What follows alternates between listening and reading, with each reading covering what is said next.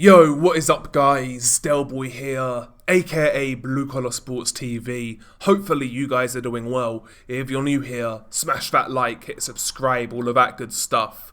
So Turki Al-Sheikh has announced the first Riyadh season boxing card to go down in the USA of this year.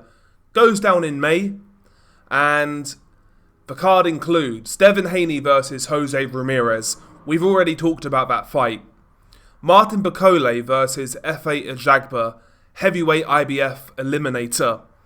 And Ryan Garcia versus Rolando Romero. Now, of course, the original rumours were Ryan Garcia versus Isaac Cruz.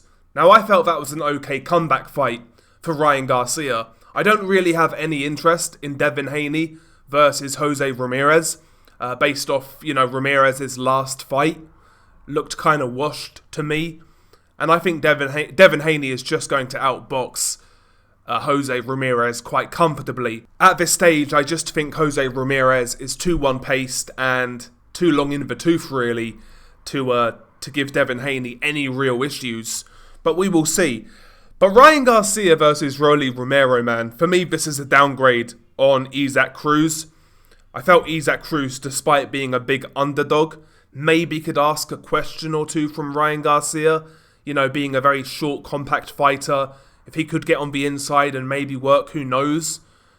But I don't, Rolly Romero, man, as the opponents. I mean, I understand why they've done it, because Rolly Romero is somewhat of a name, for better or worse.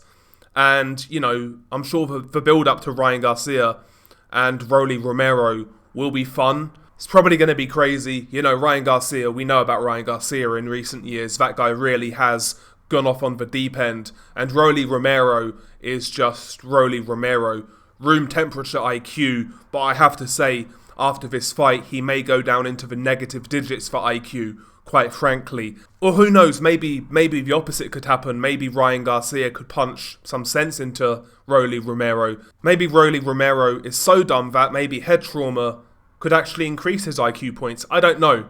But listen, stylistically, I think this fight is easy for Ryan Garcia.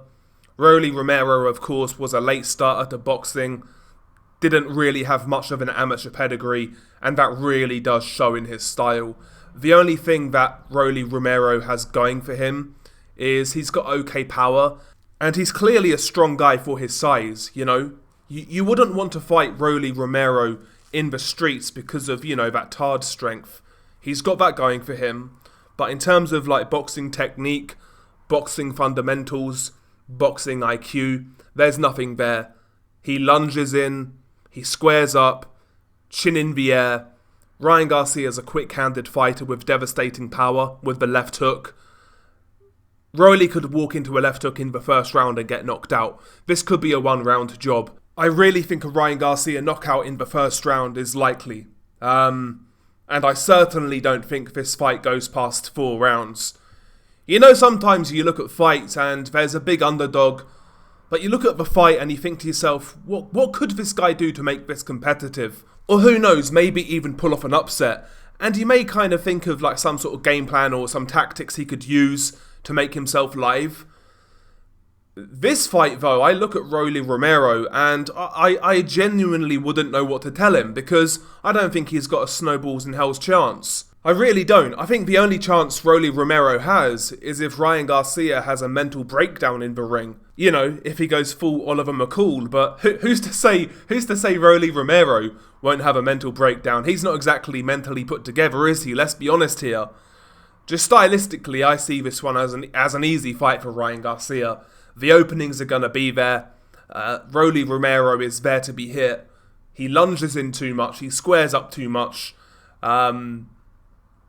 This one is going to be brutal. It's going to be quick. It's going to be brutal. One thing I will say, though, it will be entertaining, because I think Rolly Romero is one of those guys. There's certain fighters, when they get stopped, it's funny. It's always funny. It's like when David Price got knocked out. A lot of his knockouts were kind of funny.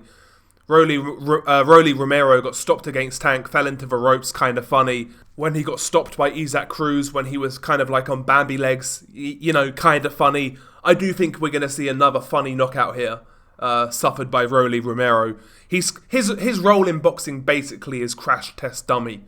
The way his body reacts when he gets hurt is just funny. So listen, this is going to be entertaining, or at least the finish will be entertaining. But in terms of it being a competitive fight, I don't see it here. I really don't. I don't see it at all. At all. And if it is a competitive fight, then well, you know, Ryan Garcia needs to shape up, to be honest with you.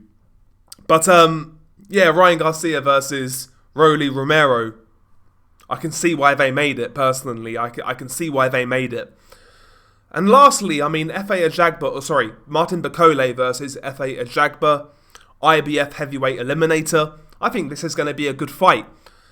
Bakole has kind of cemented himself as one of those sort of danger men in the heavyweight division, exposing the hyped up prospect in Jared Anderson, really put a beating on him, stopped him. Bakole's got an interesting style at heavyweight, a style that we don't see much.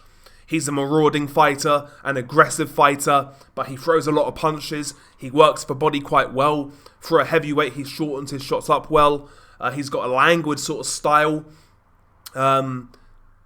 He's got a weird style because you look at what he does and at times it looks like he's so kind of lackadaisical. And you look at the way he throws his punches, they almost look like arm punches, but he chains those shots together really well in combination. And he has an effect on these guys. He's got that clubbing sort of power, that sandbag sort of power, and he can hurt people. He's a good inside fighter for a heavyweight. He does have a very good jab, good power all around in both hands. He's got a lot of interesting attributes at heavyweight that most heavyweights don't have. So Bakole is always fun to watch, and he's fighting F.A. Ajagba. Let's be real, a far more basic heavyweight, a kind of a stand-up right heavyweight. But he is a big dude, he is tall, and one thing about Ajagba, he is very one-paced, but he can do the basics okay. He's got a good jab, despite the jab being one-paced as well. He's got a good left hook, and he's got a good straight right hand, and he really can generate power on that straight right. One thing about Bakole, as we've all mentioned, he's very impressive. What he does is very impressive, very entertaining, but defensively, there are holes there with Bakole. What happens if Ajagba can land that power? Because we have to deep it, we haven't seen Bakole in there with a puncher. Because Jared Anderson wasn't a puncher. Michael Hunter wasn't a puncher. Marius Vac, not a puncher. Sergey Kuzmin, not really a puncher. You know, he's not fought a puncher like Ajagba, so what happens if Ajagba lands? We've got no idea what Bakole's chin is like. And, you know, when you consider his leaky defense, that makes this fight interesting to me. That makes this fight interesting. When I see these guys stylistically together, you know, I do see Bakole obviously outworking and manhandling Ajagba. I do. But maybe Ajagba's power could have an effect here. Maybe it could have an effect. If Ajagba can try to punch with Bakole, that could be interesting. He might get himself fucked up by doing that, but if he could land in between Bakole's punches because the openings are there, it's going to be very interesting to see how Bakole reacts. Listen, I make Bakole a favourite and a big favourite, but the power of Ajagba has me interested in this fight. I think it's a better fight than some are giving it credit for.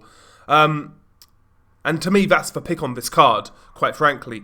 But anyway, share your thoughts below. Beanie Guy Del Boy, peace.